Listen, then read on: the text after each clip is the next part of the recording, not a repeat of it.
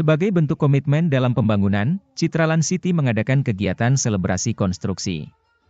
Mengusung tema Coastal Living and Kamar Celebration, CLCC, Fest. Kegiatan ini merupakan seremonial atas 5 progres konstruksi. Di antaranya, Grand Opening Lavis Clubo UC, Groundbreaking, Azur Apartemen, Construction Bas Cewalk, Handover Sunset Quay A, dan Handover Golden Avenue. Konsep CLCC Fest ini sendiri mengusung keseimbangan antara hunian yang nyaman dan kawasan bisnis yang ramai, ujarnya. Sehingga membentuk suatu kawasan Central Business District, CBD, yang menguntungkan bagi seluruh konsumen. Grand Opening Lavis Clubo UC. Citraland City CPI telah menyelesaikan pembangunan Lavis Clubo UC.